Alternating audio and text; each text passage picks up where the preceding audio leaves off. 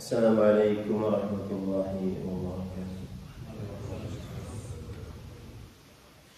Bismillahirrahmanirrahim.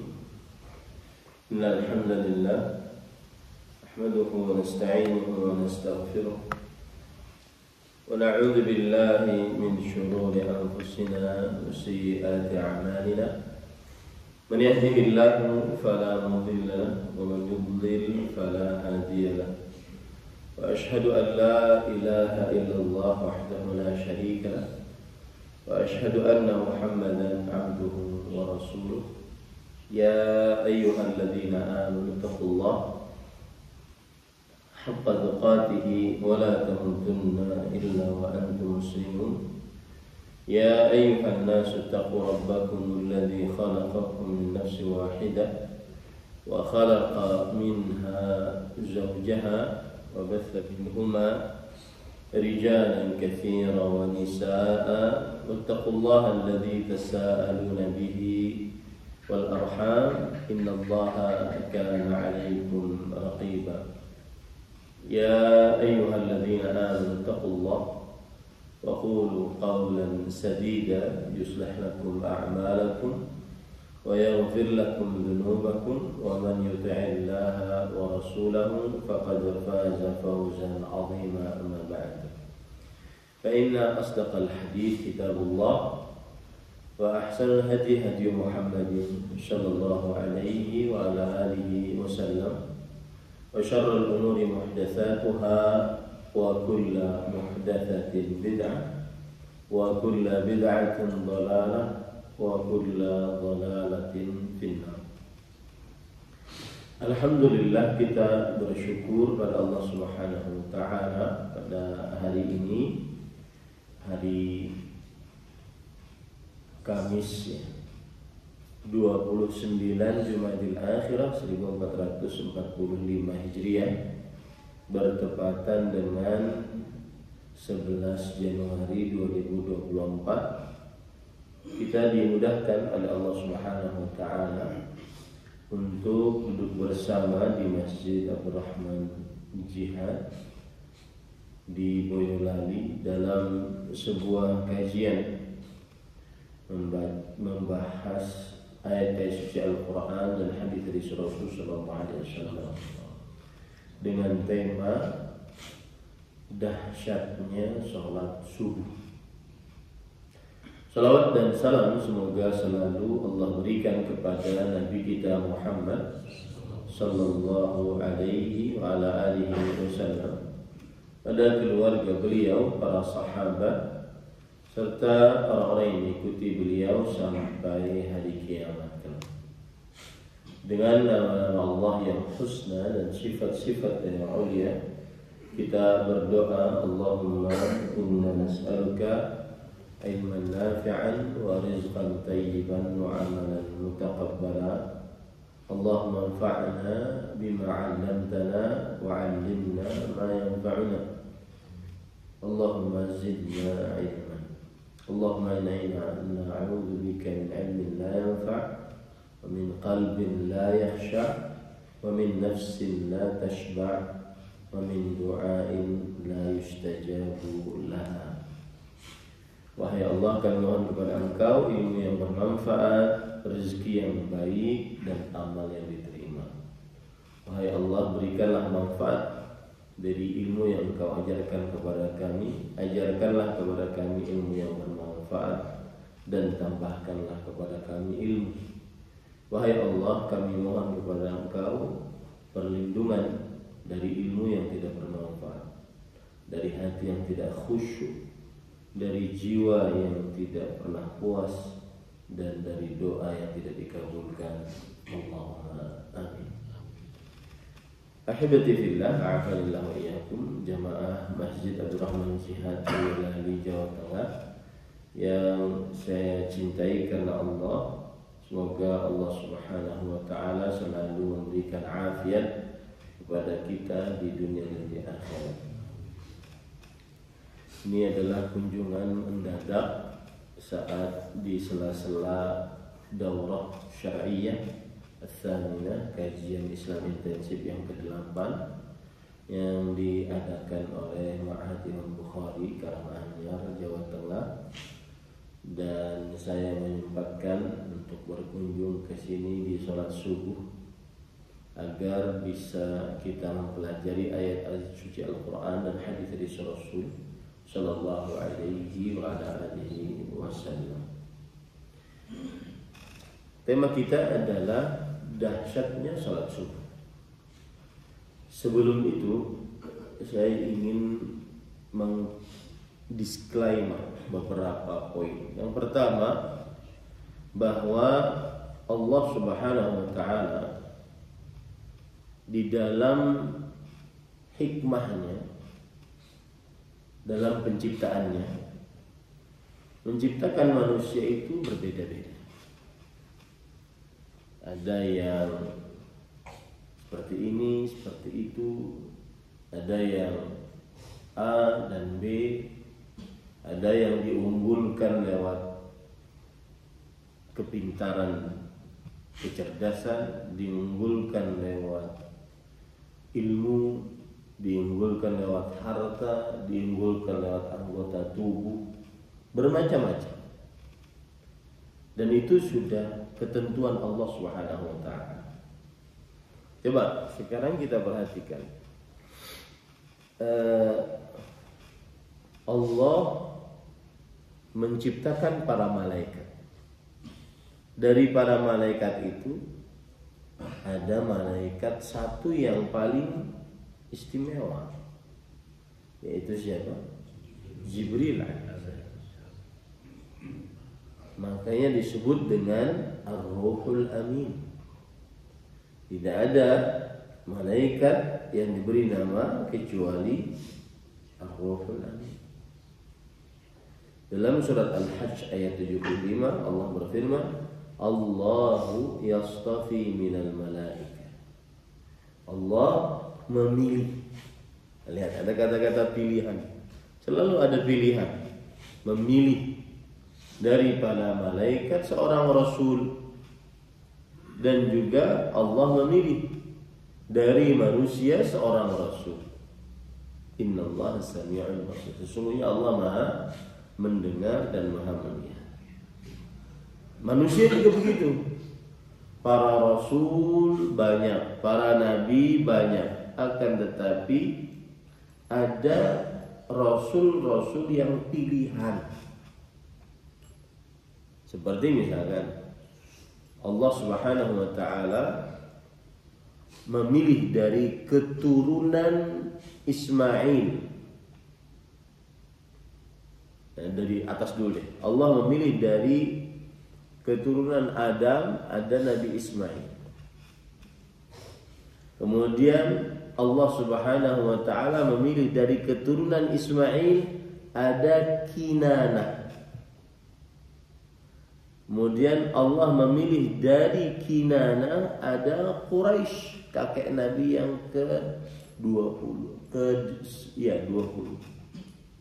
Quraisy. Kemudian dari Quraisy Allah memilih Bani Hashim. Dari Bani Hashim, keturunan Hashim, Allah memilih Nabi Muhammad SAW. Selalu ada orang terpilih. Begitu juga Islam kita ini. Agama banyak, tapi agama yang dipilih oleh Allah adalah agama Islam. Allah berfirman dalam surat Ali Imran ayat 19, Inna dina indallahil Islam. Sesungguhnya agama yang diridai di sisi Allah adalah Islam. Bahkan tidak ada ajaran dan amalan yang diterima kecuali Islam. Allah berfirman dalam surah Ali Imran ayat 85, "Wa man yabtaghi ghairal islami dinan falan yuqbala min." Siapa yang mencari selain Islam sebagai amalan tidak akan diterima darinya. Wa fil akhirati wa huwa fil akhirati minal khasirin. Dan dia di akhirat termasuk orang-orang yang merugi. Kitab suci Allah Subhanahu wa taala menurunkan banyak kitab suci. Tapi dari sekian banyak yang kitab suci yang paling afdal Allah pilih apa? Al-Qur'an. Jadi selalu ada pilihan dalam hidup yang diistimewakan oleh Allah Subhanahu wa taala. Surat Al-Maidah ayat 48. Wa anzalna ilaikal kitaba bil haqq. Dan kami turunkan kepada engkau Al-Qur'an dengan kebenaran, musaddiqan lima baina yadayhi minal kitab wa muhaiminan 'alaihi. Membenarkan kitab-kitab sebelumnya dan menyempurnakan kitab-kitab sebelumnya. Lihat, saya tadi berbicara dari mulai rasulnya malaikat atau rasulnya manusia, pasti ada yang dipilih. Kemudian saya juga membicarakan agama, dari seluruh agama yang dipilih Islam. Membicarakan kitab suci, dari seluruh yang kitab suci yang dipilih adalah Al-Quran. Nah, para ikhwan yang dirahmati oleh Allah, begitu juga amal ibadah. Amal ibadah yang paling suci, paling dipilih setelah bertauhid adalah apa? Sholat. Nah, gitu. Itu cara berpikirnya. Jadi amal ibadah yang paling bertauhid, paling agung setelah tauhid adalah perihal sholat. Dipilih sholat oleh Allah Subhanahu wa taala sebagai amal ibadah paling agung setelah tauhid. Rasulullah sallallahu alaihi wasallam bersabda dalam hadis riwayat Imam Muslim, "Baina rajuli wa baina syirki wal kufri tarkus shalah." Antara seseorang dengan kesyirikan dan kekufuran adalah meninggalkan sholat. Kemudian dalam hadis riwayat Imam Tirmidzi dan yang lainnya, al-'ahdu alladzi bainana wa bainahum shalah, faman tarakaha faqad kafar. Perjanjian antara kami orang Islam dengan mereka orang kafir adalah sholat. Siapa yang meninggalkannya maka sungguh dia telah kafir. Oleh karena itu, tidak ada tata cara yang diterangkan secara rinci dalam beramal ibadah seperti diterangkan sholat.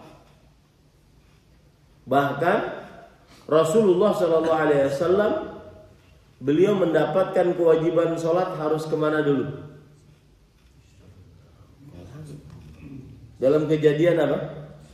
Isra dan Mi'raj. Itu menunjukkan pentingnya sholat. Syariat yang lain enggak, Jibril datang. Kalau sholat Nabi Muhammad SAW yang datang ke atas. Saking dipilihnya sholat dari amal ibadah lainnya. Berarti Rasulullah SAW mendapatkan syariat sholat tanpa ada perantara. Langsung Allah memerintahkan kepada Rasulullah SAW untuk sholat, agar umat Islam tahu bahwa sholat itu mempunyai kedudukan yang tinggi dalam Islam. Sholat itu tinggi kedudukannya. Dia adalah tiang Islam. Dia adalah tiang yang sangat kokoh. Kalau tiangnya runtuh maka tidak ada keislaman.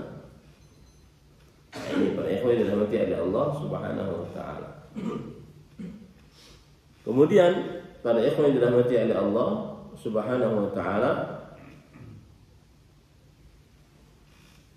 nah di antara sholat ini masih kata pilih ya, masih ada berbicara tentang pilih. Di antara sholat-sholat yang ada, sholat yang paling istimewa adalah dipilih oleh Allah sholat subuh. Begitu cara berpikirnya. Jadi Allah memilih dari sekian banyak yang istimewa. Baik itu dari para rasul, malaikat, rasul dari manusia. Allah memilih dari sekian banyak apa? Kitab suci, Al-Quran. Allah memilih dari sekian banyak agama Islam, agama Islam yang dibawa oleh Nabi Muhammad SAW yang sempurna. Allah memilih dari sekian banyak amalan yang paling istimewa setelah 2 kalimat syahadat adalah apa? Sholat. Dari sekian banyak sholat, Allah memilih yang paling istimewa adalah sholat subuh. Bahkan subhanallah, perhatikan baik-baik. Antum bisa lihat, saya mau dekat dengan ustadz ini atau enggak, saya mau dekat dengan teman ini atau enggak, lihat sholat subuh. Dalam riwayat Imam At-Tabarani dan juga Imam Ibnu Khuzaimah, Abdullah bin Umar radhiyallahu anhu berkata, "Kunna idza faqadna ar-rajula fil fajri wal 'isya'i asa'na adh-dhanna bih." Kami dahulu kalau melihat orang, kami tidak lihat orang tersebut pada sholat subuh dan pada sholat isya, kami berburuk sangka kepada dia bahwa dia adalah orang munafik. Ini pada yang dirahmati oleh Allah Subhanahu wa taala. Para ulama mengatakan salat subuh itu bagaikan ujian akhir tahun. Salat-salat yang lain itu bagaikan permulaannya. Apabila sholat subuhnya lancar, bagus, maka berarti ujian yang lain akan lancar dan bagus. Oleh karena itu, pada kesempatan kali ini saya akan menyebutkan tentang dahsyatnya sholat subuh agar semangat mengerjakan sholat subuh dan tidak pernah meremehkan sholat subuh sama sekali selama hidup. Ya, karena biasanya orang kalau ada sesuatu yang dia istimewakan, dia akan sangat perhatian. Ya, betul tidak? Kalau dia istimewakan, dia akan sangat perhatian. Makanya kita ingin mengetahui dahsyat dan keistimewaan sholat subuh. Yang pertama, sholat subuh adalah mendatangkan cahaya yang sempurna pada hari kiamat. Ketika seseorang yang ingin sholat subuh keluar dari rumahnya, maka dia akan mendapatkan keistimewaan yang sangat luar biasa. Di antaranya cahaya yang sempurna pada hari kiamat bagi orang yang menuju untuk masjid dan mengerjakan sholat subuh di dalam masjid tersebut.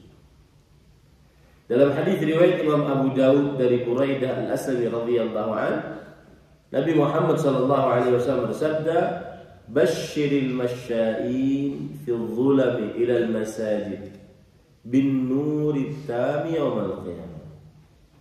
Berikanlah kabar gembira kepada orang-orang yang berjalan di dalam kegelapan menuju masjid-masjid, mendapatkan cahaya yang sempurna pada hari kiamat. Makna hadis ini adalah siapa yang tidak berjalan untuk sholat subuh, tidak pergi menuju sholat subuh, maka berarti tidak ada cahaya untuknya pada hari kiamat. Dan ini adalah salah satu kerugian yang sangat besar bagi orang yang tidak mengerjakan sholat subuh. Dilarang, diharamkan untuk mendapatkan cahaya pada hari kiamat. Sebagaimana orang yang selalu menjaga sholat subuh, maka baginya mendapatkan kegembiraan, yaitu cahaya pada hari kiamat. Maka yang tidak sholat subuh tidak akan mendapatkan itu. Sekarang saya ingin nanya kepada antum semua. Itu kan teori gitu. nggak menarik. Mau nggak dapat cahaya dari kiamat? Saya minta yang hangat boleh? Nggak apa-apa, ini di sini aja. Mau dapat cahaya? Kenapa?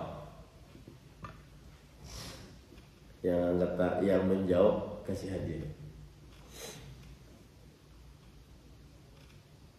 Mengapa mau dapat cahaya?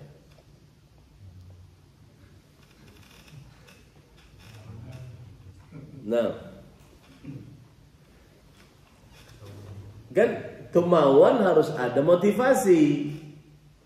Antum mau dapat cahaya nanti pada hari kiamat. Oke. Lalu mengapa mau dapat motivasi? Nah, untuk mendapatkan cahaya nanti ketika melewati di atas sirat. Agar mudah berjalan di atas sirat. Emang kenapa di atas sirat? Karena perlu cahaya. Dia gelap kan? Kita ini salah satu fase di hari kiamat adalah berjalan di atas sirat. Itu fase di hari kiamat. Al-murur ala sirat. Berjalan di atas sirat. Dia setelah hisab, setelah pemberian buku catatan amal, baru disuruh berjalan di atas sirat.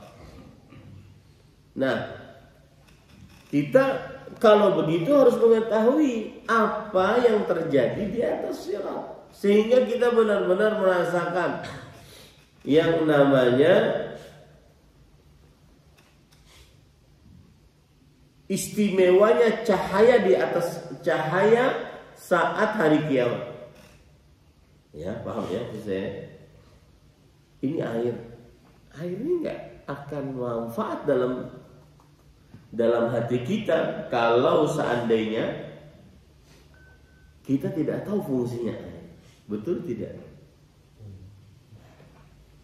Begitu juga mendapatkan cahaya pada hari kiamat. Tidak akan terlalu tertarik kita akan mendapatkan cahaya pada hari kiamat kalau seandainya kita tidak tahu fungsi cahaya di hari kiamat.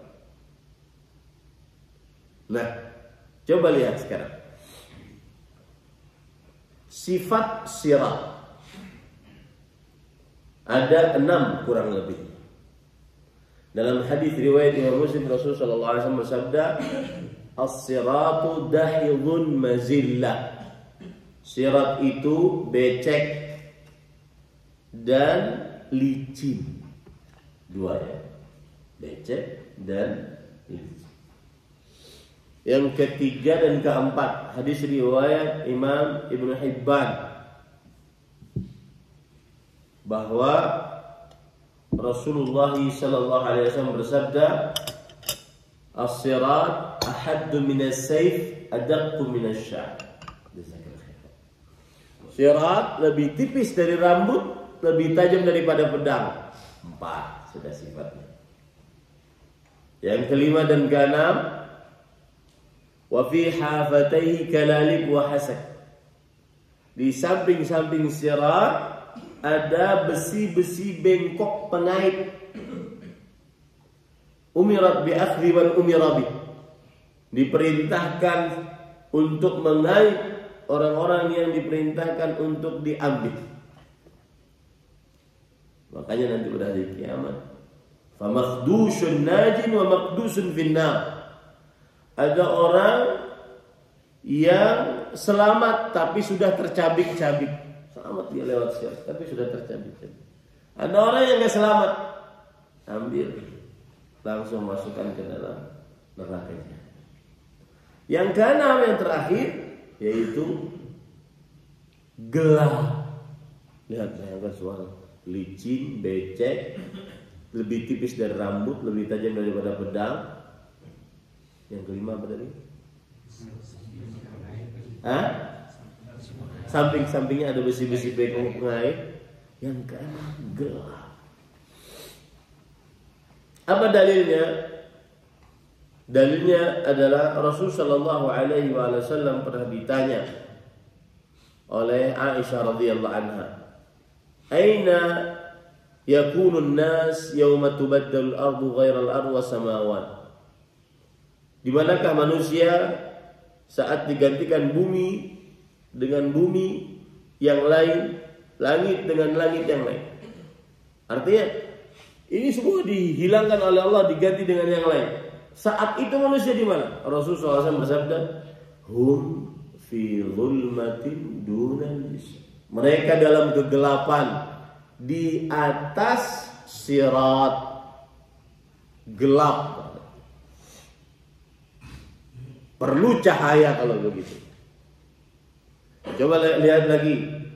Itu tadi yang saya sebutkan dari Aisyah radhiyallahu anha, riwayat Muslim. Sekarang dari Imam Baihaqi, perkataan dari Abdullah bin Mas'ud radhiyallahu anhu, "Yajma'ullahu an-nasa yawmal qiyamah." Allah mengumpulkan manusia pada hari kiamat. Lalu mereka seluruhnya disuruh untuk berjalan di atas sirat. Faminhum man yu'ta nuruhu mithlul jabal. Ada yang diberikan cahaya seperti gunung. Cahaya seperti gunung untuk jalan di atas sirat. Wa minhum man yu'ta nuruhu fawqa dzalik. Ada yang diberikan cahaya seperti lebih besar daripada gunung. Wa minhum man yu'ta nuruhu mithlun nakhlah bi yamini. Ada yang diberikan cahaya seperti pohon kurma yang ada di samping kanannya. Dia jalan, pohon kurma, cahaya sebesar pohon kurma itu mengikuti dia. Wa minhum man yu'ta nuruhu duna dzalik biyamini. Ada yang diberikan cahaya yang lebih kecil daripada pohon kurma. Hatta yakuna akhiru man yu'ta nuruhu fi ibhamil qadam. Sampai ada orang yang paling terakhir diberikan cahaya sebesar jempol kaki. Oh, rasakan kaki kita masing-masing. Sebesar itu cahayanya. Bahkan lebih kecil daripada senter. Lihat bagaimana cahayanya. Yudhi'u marratan wa yadfa'u marratan. Kadang hidup, kadang mati. Allah. Betapa pentingnya cahaya. Idza adha'a qaddama qadama wa idza atfa'a qam. Kalau sedang hidup dia jalan setapak. Kalau mati diam. Hidup jalan setapak. Kalau mati diam. Padahal tadi apa? Siratnya satu biji becek. Yang kedua 3 dan 4 lebih tipis jalannya. Yang keempat tajam daripada pedang. Yang kelima ada besi bengkok mulai. Subhanallah. Lihat. Kemudian Allah berfirman, "Umdu ala qadri nurikum." Jalan seluruhnya kalian sesuai dengan cahaya kalian. Dan ingat, semua dari kita pasti datang menjalani sirat itu. Tidak akan ada yang bisa mengelak. Enggak ada. Meskipun dia masuk surga tanpa hisab, pasti jalan di atas sirat. Meskipun besar pahalanya, enggak ada yang lepas dari situ.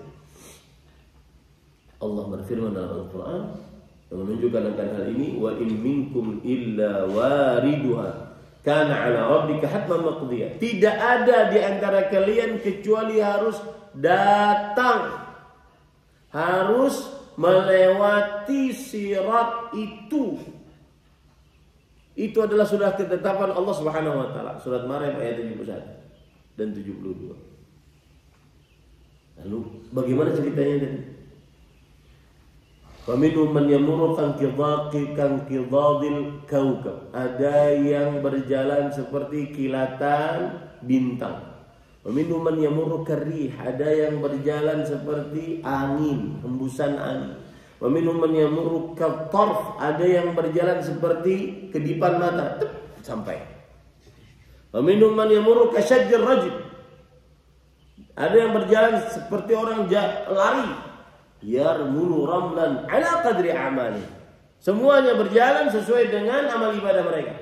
Hatta yamurra alladhi nuruhu ala ibhami qadam. Sampai berjalan yang cahayanya tadi sebesar jempol kaki. Kira-kira nasibnya gimana? Coba tebak.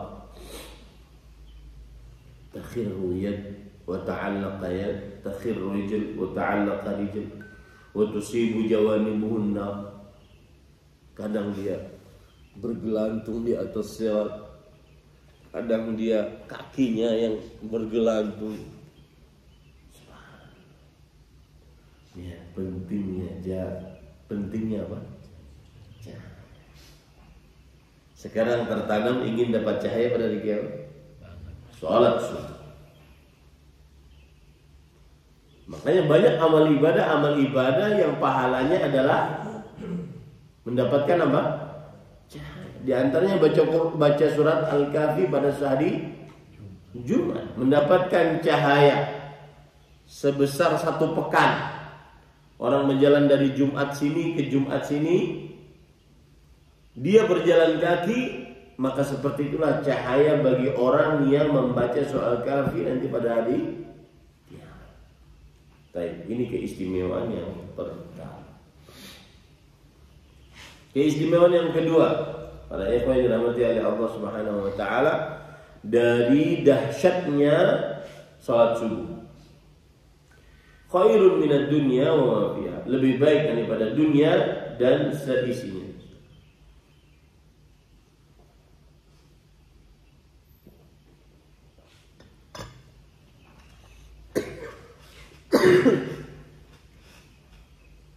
Hadis riwayat Muslim dari Aisyah radhiyallahu anha. Rasul sallallahu alaihi wasallam bersabda, "Raka'atul fajri khairun minad dunya wa ma fiha." Yang artinya 2 rakaat sebelum subuh. Ini dikerjakan setelah azan berarti. Dan ini menunjukkan setelah azan tidak ada salat kecuali 2 rakaat ini. 2 rakaat sebelum subuh lebih baik daripada dunia dan seisinya. Maka siapa yang menjaga salat subuh berjamaah, dia mendapatkan keistimewaan yang agung, yaitu mendapatkan pahala yang lebih baik daripada dunia dan seisinya. Adapun orang yang terlambat salat subuh, maka dia tidak akan mendapatkan pahala lebih baik daripada dunia dan seisinya. Dan para yang dirahmati oleh Allah,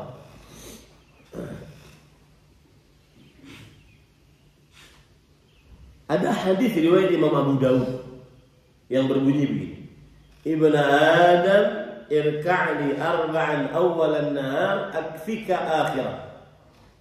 Wahai anak Adam, salatlah untukku di pagi hari sebanyak 4 rakaat.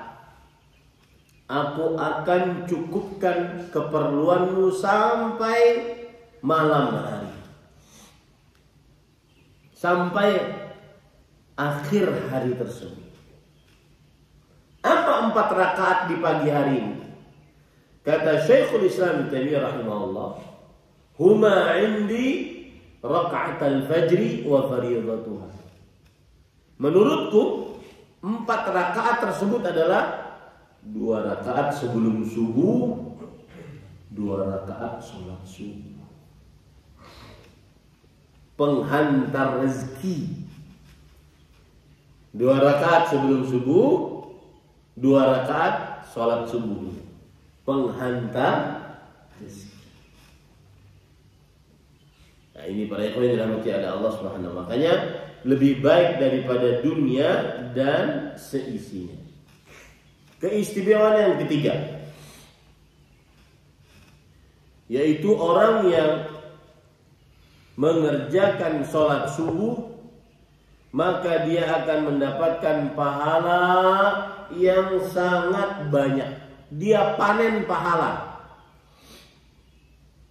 Dalam hadis riwayat Imam Ahmad dari Uqbah bin Amir radhiyallahu anhu, Rasul sallallahu alaihi wasallam bersabda, "Man kharaja min baitihi ila al-masjid, kutiba lahu bi kulli khutwatin yakhtuha 10 hasanat."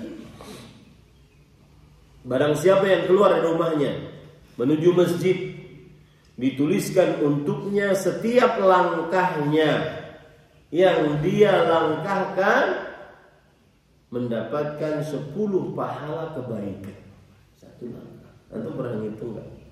Yang kamar yang di luar, bapak mungkin dari depan sampai ke sini berapa langkah? Itu boleh berharap pahala dari sisi. Ya. Wal qa'idu fil masjid, dan yang setelah dia datang masjid, setiap langkahnya dituliskan pahala kebaikan 10 kali saja itu nanti dengan setiap langkahnya 10 kali sekian. Lalu dia masuk masjid, sholat 2 rakaat, mendapatkan kebaikan dunia dan seisinya. Lalu dia duduk di masjid tersebut, yantadhirus shalah kal qanit. Dia duduk di masjid tersebut menunggu sholat, menunggu iqamah sholat. Ini pahalanya seperti orang yang sedang beramal ibadah sepanjang malam. Wow. Duduk berapa menit tadi? Ya, nunggu iqamah sholat. Dari mulai dia datang sholat 2 rakaat, entah itu tahiyatul masjid digabung dengan 2 rakaat sebelum subuh, nunggu sampai iqamah. Cuma beberapa menit, 5 menit, 10 menit, 15 menit, 20 menit paling lama. Betul? Maka ini seperti orang yang sholat sepanjang malam dengan berdiri yang panjang. Ini disebutkan dalam tafsir Imam Ibnu Katsir, al-qunut la yu'rafu fil Quran illa tulul qiyam. Kata qunut tidak dikenal dalam Al-Quran kecuali berdiri yang panjang di dalam sholatnya. Wa kutiba minal musallin. Allahu Akbar. Ini yang ketiga, ditulis sebagai orang yang sholat. Selama nunggu tadi seakan-akan dia sholat. Hatta yarji'a ila baiti, sampai dia kembali ke tempat. Seperti sekarang tuh. Ya kan? Udah sholat nih, ya, masih nunggu di masjid nih. Selama itu ditulis pahalanya oleh Allah sebagai orang yang sholat. Subhanallah. Ya. Ini para ikhwan yang dirahmati oleh Allah Subhanahu wa taala. Coba perhatikan dalam hadis riwayat Imam Ahmad dari Abu Hurairah radhiyallahu anhu, Rasulullah SAW bersabda, "Inna ahadakum ma qa'ada yantadhiru as-salah fi salatin ma lam yuhdith tad'u al-malaika lahu Allahumma ighfir lahu Allahumma arhamhu." Belum lagi didoakan oleh malaikat. Ada orang duduk menunggu salat, maka selama dia duduk nunggu salat tersebut, selama belum batal, didoakan oleh malaikat. Doanya apa? Allahumma ighfir lahu Allahumma arhamhu. Ya Allah, berikan maghfirah untuknya, ya Allah, rahmati dia. Makanya orang yang hidup ini pegang Pak konsep, ya, konsep di dalam hidup. Rasul Shallallahu Alaihi Wasallam bersabda, para ulama mengatakan at-ta'ah tajlibu lil 'abd barakat kulli syai'. Ketaatan mendatangkan untuk seorang hamba keberkahan sedalam segala. Orang yang taat pasti berkah hidupnya. Dan sebaliknya, wal ma'siyah tamhaku anhu barakata kulli syai'. Yang artinya maksiat menghilangkan dari seorang hamba keberkahan dalam segala hal. Saya beri contoh ya Pak. Orang nggak sholat subuh, kemudian di jalan disenggol orang, kemudian istri ngejawab nasihat suami, anak tidak bakti kepada orang tua. Itu bukan berarti memang istrinya ini Ustaz keras hatinya, memang sifatnya begitu. Enggak. Itu sangat erat kaitannya dengan ibadahmu, wahai para lelaki. Anak mudah diatur, anak tidak suka nangisan, anak tidak suka sakit, anak itu sangat erat kaitannya dengan ibadahnya seorang kepala keluarga. Ini yang ketiga ya. Yang keempat, yang ketiga tadi berarti apa ringkasannya? Orang yang sholat subuh dahsyatnya mendapatkan pahala yang banyak. Ya.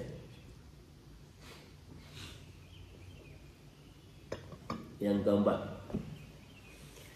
orang yang sholat subuh maka dia akan mendapatkan kumpulan para malaikat yang sedang berkumpul. Malaikat penjaga siang kumpul di sholat subuh dengan malaikat penjaga malam. Yang siang mau kerja, yang malam mau selesai, naik ke atas lagi. Agak di-shift. Ya. Dalam hadis riwayat dalam surat Al-Isra ayat 78, aqimis salah, dirikanlah salat liduluki syams ila ghasaqil lail wa qur'an al-fajr. Dirikanlah salat ketika matahari terbenam sampai salat subuh.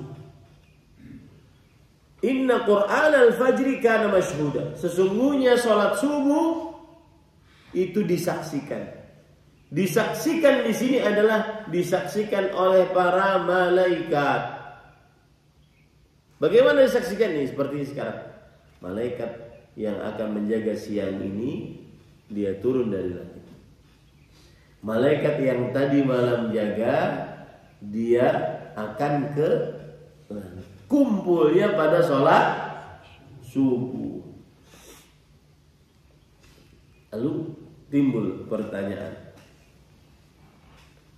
kalau malaikat kumpul emang gue pikirin kenapa gitu? Apa motivasinya kalau malaikat kumpul? Antum harus ingat baik-baik. Malaikat kumpul itu tidak gratisan. Malaikat kumpul di tempat yang istimewa, di dalam perbuatan yang istimewa, dan mendoakan dua doa tadi. Allahumma ighfir lahu, Allahumma ya Allah, berkahi dia, kasihi hidupnya, rahmati hidupnya. Makanya Pak, orang yang sholat subuh bisa dijamin hidupnya nyaman, bahkan dijaga oleh Allah Subhanahu wa taala. Nanti saya akan sebutkan khusus untuk penjagaan. Lihat hadis riwayat Bukhari dan Muslim dari Abu Hurairah radhiyallahu anhu, Rasul sallallahu alaihi wasallam bersabda, "Tajtami'u malaikatul lail wa malaikatul nahar fi salatil fajr." Para malaikat berkumpul para malaikat yang jaga di malam hari dan para malaikat yang jaga di siang hari berkumpul pada salat subuh. Tsumma yaqul Abu Hurairah radhiyallahu anhu. Lalu Abu Hurairah radhiyallahu anhu berkata, "Faqra'u in syi'tum." Silahkan baca ayat inna qur'anal fajri kana mashhuda. Sesungguhnya salat subuh itu disaksikan oleh para malaikat. Dan ingat, kalau para malaikat turun berkumpul itu tidak gratis. Pasti ada keistimewaan. Minimal ketenangan hati. Para ikhwan yang dirahmati oleh Allah Subhanahu. Keistimewaan yang keberapa? Kelima. Masuk surga, selamat dari neraka. Bagi orang yang selalu menjaga sholat subuh. Coba perhatikan dalam hadis riwayat Muslim dari Rasulullah SAW beliau bersabda, "Lan yalijan nar ahadun shalla qabla tulu'i syamsi wa qabla ghurubiha." Yani al-fajr wal 'asr. Tidak akan pernah seseorang, tidak akan, di situ bahasa Boyolalinya never. Sama sekali enggak pernah seseorang masuk ke dalam neraka yang sholat sebelum matahari terbit. Sholat apa berarti? Subuh. Dan sholat sebelum matahari terbenam. Sholat apa berarti? Asar. Subuh dan asar. Tidak akan pernah masuk ke dalam neraka. Dan Rasulullah SAW bersabda, lan itu harfu nafi li ta'bid, huruf peniadaan untuk selama-lamanya, tidak akan pernah. Dan para ikhwan yang dirahmati oleh Allah, dalam hadis yang lain riwayat Imam Bukhari dan Muslim dari Abu Musa al-Asy'ari radhiyallahu anhu, Rasulullah SAW bersabda, "Man shallal bardain dakhalal jannah." Siapa yang sholat pada dua waktu yang dingin, niscaya masuk surga. Dua waktu yang dingin berarti kapan, Pak? Subuh dan asar. Baik. Kenapa mau masuk surga? Agar kita termotivasi dong mengerjakan sholat subuh. Pahala, keistimewaan mengerjakan sholat subuh masuk surga. Pengen Pak masuk surga? Kenapa Pak? Nikmat. Salah satu nikmatnya apa? Subhanallah. Sebagian orang kalau sudah surga kepikirnya memandang bidadari. Ya, karena kenapa? Karena kayaknya rugi dan punya istri yang satu ini. Pengen yang lain nggak bisa. Ya, kadang-kadang mau poligami nggak bisa. Jangankan poligami, mimpi poligami aja nggak berani. Tadi malam saya majelis khusus bersama Syekh diundang. Sampai jam 11 malam. Indonesia suka memang seperti itu. Pertanyaan terakhir yang kita sampaikan, saya pribadi yang menyampaikan, Syekh, apa hukum poligami di Indonesia? Kata beliau, saya bisa menyebutkan hukum poligami dalam agama Islam itu berputar dari 5 poin.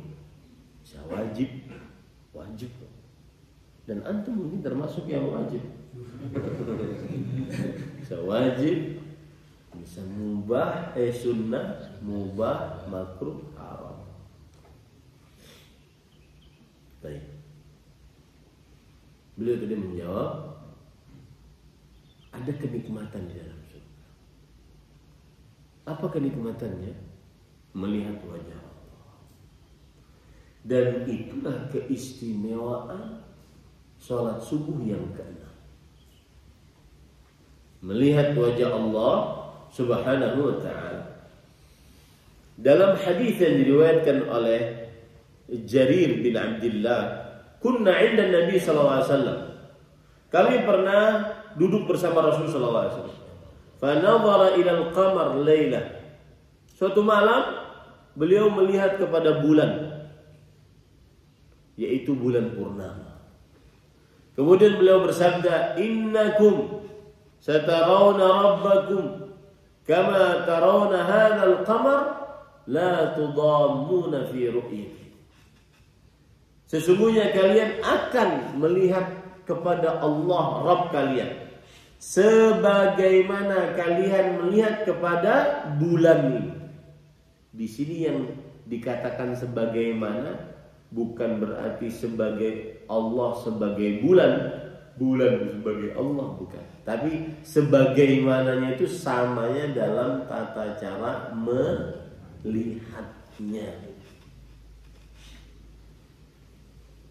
Tidak berdesak-desakan dalam melihatnya. Sebagaimana kalian melihat bulan purnama tidak berdesak-desakan, begitulah nanti kalian melihat Allah di hari kiamat tidak berdesak-desakan.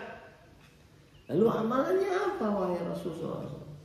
Fa in istata'tum alla tughlabu ala salatin qabla tulu'i syams wa qabla ghurubiha faf'alu.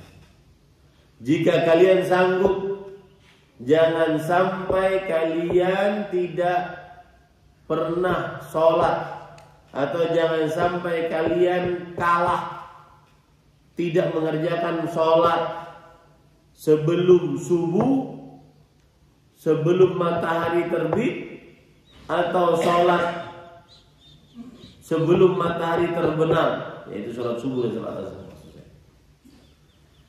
Maka faf'alu, lakukanlah. Berarti keistimewaan yang keenam, orang yang mengerjakan sholat subuh maka dapat melihat wajah Allah Subhanahu wa ta'ala.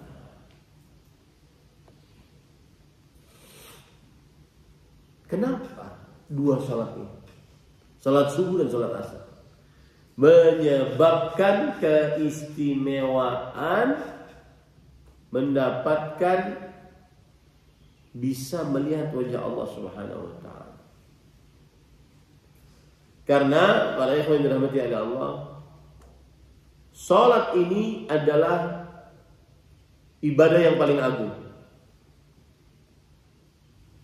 Dan dua salat ini terkumpul para malaikat, diangkatnya amal.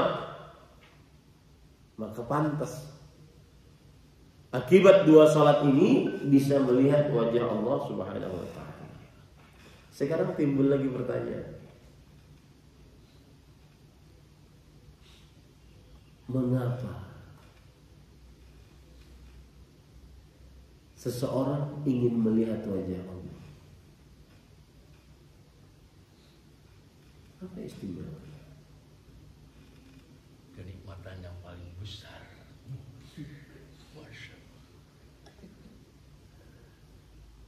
Mana lebih istimewa daripada melihat bidadari?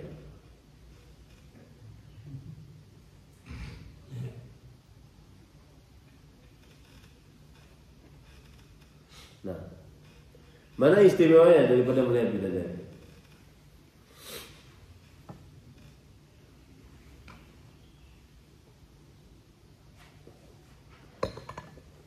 Saya sering mengatakan, saya bilang, antum mau masuk surga? Iya. Kenapa? Karena ada kenikmatan di dalamnya. Kenikmatan apa yang terjadi? Kata dia, kebun-kebun, sungai mengalir, kebun-kebun yang indah, tempat-tempat tinggal yang indah, para bidadari. Lalu saya tanya lagi, antum ingin nikmat yang lebih besar daripada itu? Apa itu? Melihat wajah Allah. Bahkan disebutkan dalam hadis,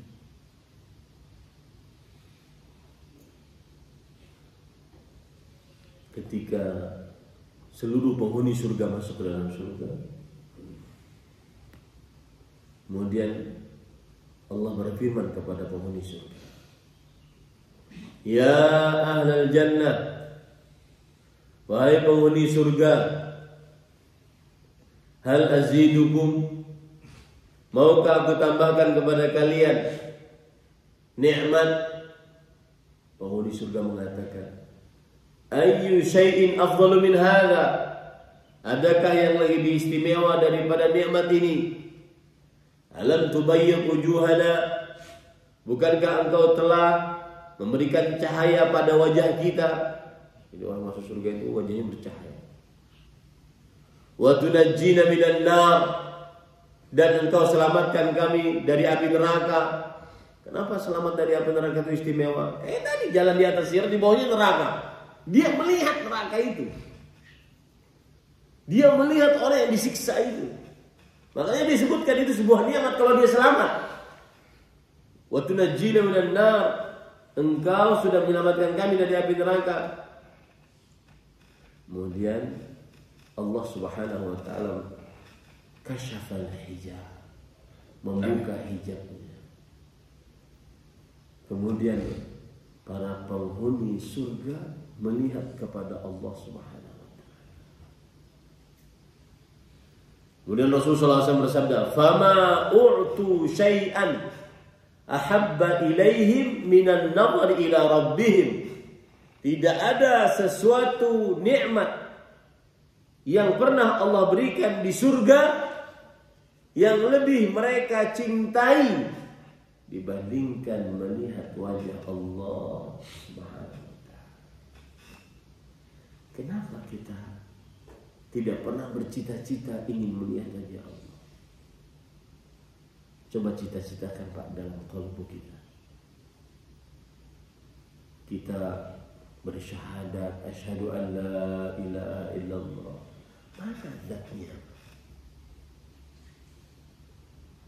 Kita sholat, ruku, sujud, nungging, merendahkan kepala kita yang paling tinggi, letakkan di atas tanah hanya untuk sebuah zat Allah Subhanahu wa taala. Mana itu Allahnya? Kita kalau sedang gelisah, ngangkat tangan kepada Allah Subhanahu wa taala, nangis-nangis. Mana Allah? Kita kalau seandainya ingin ke Mekah, ingin melihat Baitullah, rumah Allah. Iya, Ka'bahnya kita lihat nih. Pemiliknya mana nih?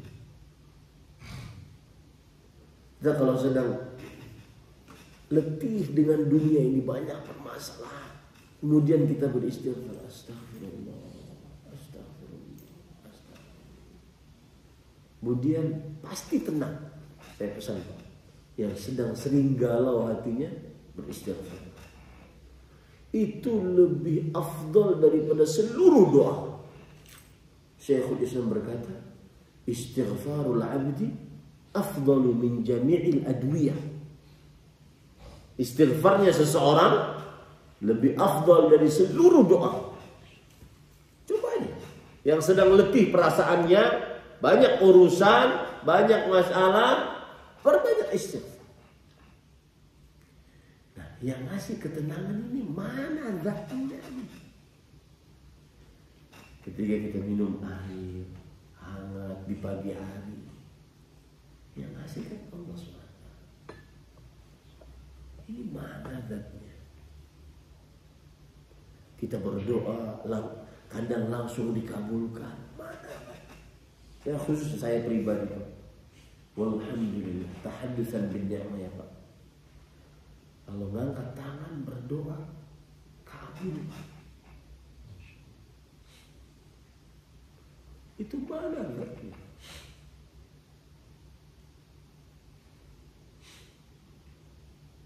Doa istri yang salehah, mana zatnya?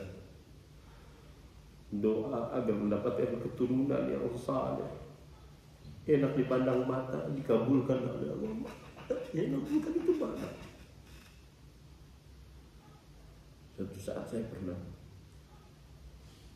dihinggapi perasaan sepertinya mau mati, dan itu di pesawat. Dan saya mulai berdoa, baca Al-Fatihah. Selesai Al-Fatihah saya lanjutkan baca surah Al-Baqarah dengan niatan agar tenang hati. Wallahi saat itu juga pelan-pelan hatinya tenang, jantung tidak berdegup lagi. Mana zat itu? Kita setelah ini makan pagi, kita melihat wajah, bentuk tubuh kita yang sempurna ini. Mana zat yang menciptakan itu?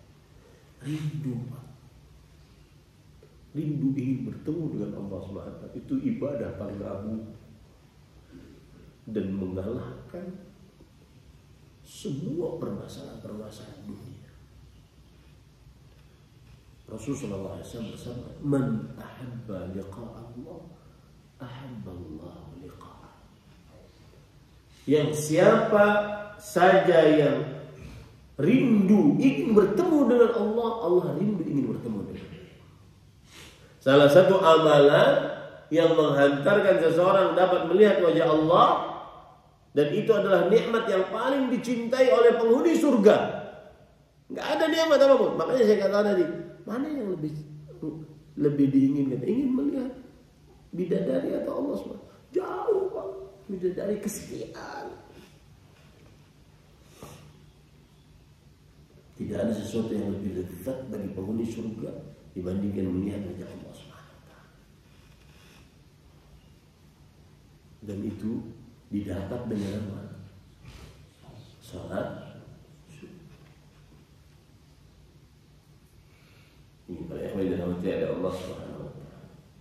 Kemudian yang ke-7.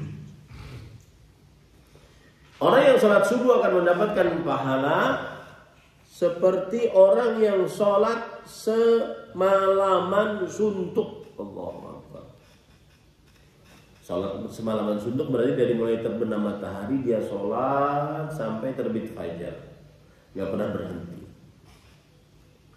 Dalam hadis riwayat Muslim dari Utsman bin Affan radhiyallahu anhu, Rasulullah SAW bersabda, "Man shalla al-isya fi jama'ah, faka'annama qama nisfal lail." Siapa yang salat isya berjamaah, seakan-akan dia salat setengah malam suntuk. Wa man shalla subha fi jamaah, faka'annama shalla al-laila kullah. Yang salat subuh berjamaah seakan-akan dia salat semalaman suntuk. Dan semalaman berarti dari mulai terbenam matahari, kalau di Jawa Tengah berarti jam 18 sampai jam 4 pagi. Salat tidak pernah selesai, tidak pernah berhenti. Orang yang mengerjakan salat subuh. Yang ke-8, didoakan oleh para malaikat. Sebagaimana yang sudah saya sebutkan tadi doanya. Allahumma ighfir lahu, Allahumma arhamhu. Yang ke-9, mendapatkan pahala seperti haji dan umroh yang sempurna. Yang salat subuh, kemudian setelah salat subuh dia duduk 2 rakaat, menunggu matahari terbit, lalu dia tinggikan sekitar 15 menit, salat 2 rakaat, pahalanya seperti mendapatkan haji dan umrah yang sempurna. Inilah yang disebut dengan salatul isyraq. Ini yang disebut dengan salat apa? Salatul isyraq. Dan kita di sini salat isyraqnya 5:29, 5:30 berarti. Ini sudah bisa kita kerjakan sekarang. Dan persis seperti yang disebutkan dalam hadis. Tinggal niatan kita, ikhlas atau tidak. Anas bin Malik radhiyallahu anhu berkata, Rasulullah SAW bersabda, "Man shallal ghadata fi jama'ah, thumma qa'ada yadhkurullah hatta tatlu'a syams, thumma shalla rak'atain, kanat lahu ka'ajri hajjah wa umrah tamma." Siapa yang salat subuh berjamaah, lalu dia duduk berzikir, menyebut nama Allah sampai terbit matahari jam 5:30. Ya, dalam riwayat yang lain, kemudian dia tinggikan sampai qadru rum, sampai sekitar 1 tombak, yaitu 15 menit. Tsumma shalla rak'atain, lalu dia salat 2 rakaat. Maka baginya pahala seperti haji, umrah yang sempurna, yang sempurna, yang sempurna. Orang banyak berhaji, orang banyak berumrah, tapi belum tentu sempurna. Oleh yang salat subuh berjamaah, kemudian duduk sampai terbit matahari, tinggikan sedikit lalu sila salat 2 rakaat, mendapatkan pahala haji dan umrah yang sempurna, yang sempurna. Yang terakhir Pak, yang ke-10 adalah seorang yang mengerjakan salat subuh di dalam penjagaan Allah. Dalam hadis riwayat Imam Muslim dari Jundab bin Abdullah radhiyallahu anhu, Rasul sallallahu alaihi wasallam bersabda, "Man shalla salat as-subh fa huwa fi dhimmatillah." Barang siapa salat subuh, maka dia dalam jaminan Allah Subhanahu wa taala, dijaga oleh Allah Subhanahu wa taala.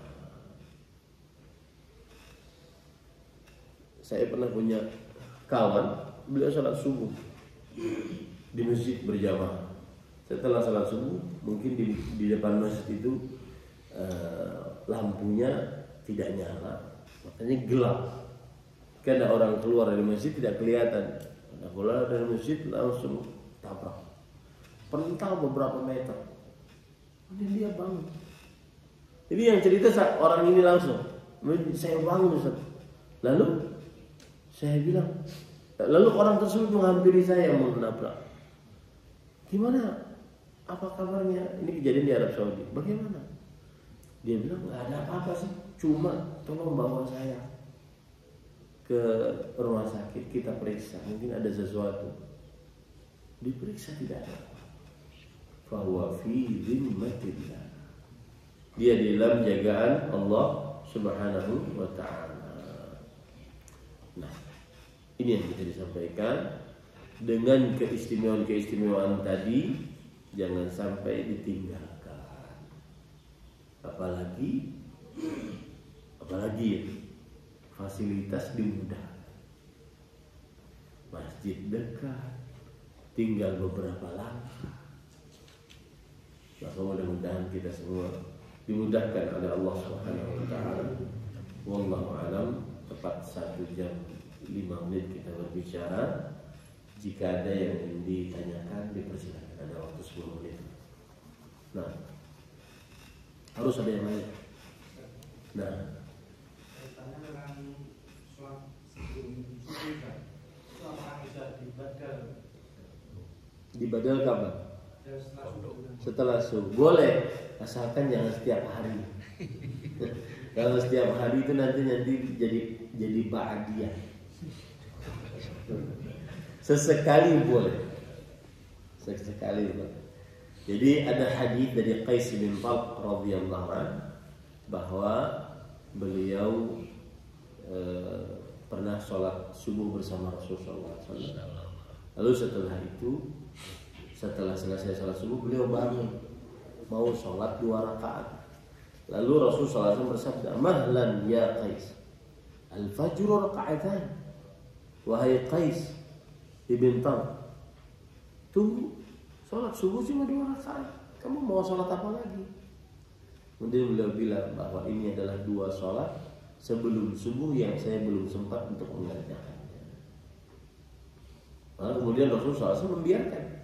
Pembiaran Rasulullah SAW tersebut menunjukkan kepada kebolehan. Tetapi tidak boleh dirutinkan, karena nanti kalau dirutinkan jadi ba'diyah subuh. Lebih bertanya. Nah, untuk pelaksananya setelah sholat subuh langsung atau jeda berapa? Bagus bergabung dengan sholat sebelum isya saja. Bagus bertanya. Ada 2 cara.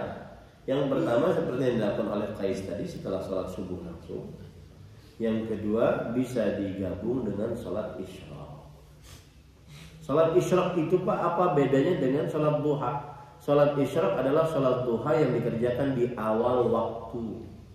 Itu namanya sholat isyraq. Jadi bisa digabung. Nah, ada lagi? Wajib nanya. Karena kita di daurah diajari oleh Syekh. Diajari oleh Syekh kalau seandainya bertanya itu sediakan waktu untuk jamaah agar bertanya. Nah, sebagaimana sebagai Allah itu punya tangan dan wajah. Ketika kita berpikir ke situ, kemudian pikiran kita ngelantur. Gimana cara membatasi pikiran kita itu agar tidak kemana-mana itu? Ucapkan saya beriman kepada Allah. Aman. Kemudian setelah itu hilangkan pikiran tersebut. Pikiran itu tanda iman. Dan pikiran yang seperti itu bukan hanya Bapak yang memikirkannya. Para sahabat Nabi sebelum kita, orang-orang yang lebih istimewa imannya, terlebih dahulu berpikir seperti itu. Mereka mengeluh kepada Rasulullah, wahai Rasulullah, kita mendapati dalam diri kita ada sesuatu yang kalau kita omongkan ini berat. Maka kata Rasulullah SAW, ucapkanlah beriman, aku beriman kepada Allah, kemudian cukup. Atau kalau seandainya sangat mengganggu, ucapkanlah a'udzubillahi minasyaitonir rajim, kemudian cukup. Jangan sampai ada pembayangan. Seperti itu. Allah. Nah, lagi. Kalau sekali kita bangun kesiangan untuk sholat subuh itu, asalnya itu tetap datang ke masjid atau sholat subuh di rumah? Tergantung. Kalau ustadz lebih baik di rumah. Kenapa? Karena si ustadz kan mempunyai kedudukan di tengah masyarakat, bukan karena dia malu, enggak. Karena kalau seandainya ustadznya itu terlambat, nanti dia biasa jadi imam, orang-orang akan mengira bahwa ustadz mengerjakan sholat, maka orang akan ikut. Nah, saya beri contoh Abdullah bin Mas'ud radhiyallahu anhu. Atau ada sahabat yang lain, kalau terlambat mereka tidak ke masjid, mereka sholat di rumahnya dengan catatan agar orang-orang tidak mengikuti beliau. Karena kalau Abdullah bin Mas'ud datang ke tempat imam meskipun terlambat, orang-orang akan ikut. Sholat apa lagi nih? Tapi bagi yang tidak mempunyai kedudukan seperti itu, maka dia bisa untuk sholat di masjid, ya, untuk sholat di masjid. Wallahu a'lam. Nah, sholat tahiyatul masjid dan berangkat subuh lebih bagaimana masjid? Dan waktunya tidak sampai. nah. Orang datang ke masjid, salah satu kesunahan yang dia lakukan sebelum duduk adalah sholat tahiyatul masjid. Man idza dakhala ahadukumul masjid fala yajlis hatta yusalli rak'atain. Jika salah seorang di antara kalian masuk ke dalam masjid, maka janganlah dia duduk sampai dia sholat 2 rakaat. Ini yang disebut dengan sholat tahiyatul masjid. Baik. Kemudian di hadapan kita ada 2 rakaat sebelum subuh. Kalau kita kerjakan 2 rakaat tahiyatul masjid, 2 rakaat sebelum subuh, nggak cukup waktunya. Kadang sudah ada waktu iqamahnya, nggak cukup waktunya. Maka apa yang harus kita kerjakan? Jawabannya adalah sholat 2 rakaat sebelum subuh. Dan itu sudah, lihat jawabannya, dan itu sudah mencukupi sebagai tahiyatul masjid. Kenapa? Karena sebenarnya tahiyatul masjid itu adalah keadaan. Masuk masjid jangan duduk kecuali sholat 2 rakaat. Sholat 2 rakaatnya apa saja, mau sholat sunnah, mau sholat wajib, yang penting sebelum duduk harus sholat. Saya beri contoh misalkan, Bapak masuk masjid ketika sudah iqamah. Tidak boleh kan salat qobliyahnya? Tidak boleh. Langsung ikut apa? Salat bersama imam. Ya. Ketika salat bersama imam tadi, boleh enggak duduk? Boleh enggak? Enggak boleh enggak? Ketika salat bersama imam tadi, boleh nggak duduk? Boleh, kita mengikuti imam duduk, kita duduk. Imam duduk di antara 2 sujud, kita duduk di antara 2 sujud. Imam duduk saat tasyahud, kita duduk saat tasyahud. Padahal kita belum sholat tahiyatul masjid. Tapi kita sudah dinyatakan sholat tahiyatul masjid, kalau seandainya kita ikut imam tadi sampai selesai. Makanya itulah sholat tahiyatul masjid itu keadaan. Jangan masuk orang ke dalam masjid lalu duduk kecuali sebelumnya keadaannya sholat 2 rakaat. Sholat 2 rakaatnya apa saja? Mau dia sholat tahiyatul masjid sunnah atau mau ikut imam. Paham ya? Wallahu a'lam. Nah, cukup kiranya? Ya, sudah jam 6. Ini yang bisa disampaikan. Apa yang baik dari Allah Subhanahu wa taala. Saya sangat bersyukur bisa mampir ke sini. Karena saya lihat tadi di Google Maps ke sini cuma setengah jam. Jadi sayang waktunya kalau seandainya tidak digunakan. Ada pesan menarik dari Syekh tadi malam, yaitu seseorang apabila memiliki keahlian khusus maka jangan ditinggalkan dalam waktu yang lama. Jangan ditinggalkan dalam waktu yang lama. Kita 4 hari bersama Syekh, saya tidak ceramah, itu sudah lama. Makanya saya jangan ditinggalkan waktu yang lama. Ya, ini yang bisa kita amalkan dari sebagai hamba Allah berceramah. Maka jangan ditinggalkan keahlian tersebut, karena nanti akan hilang. Karena yang biasa menulis kita, maka jangan tinggalkan kebiasaan tersebut, karena nanti dia akan hilang.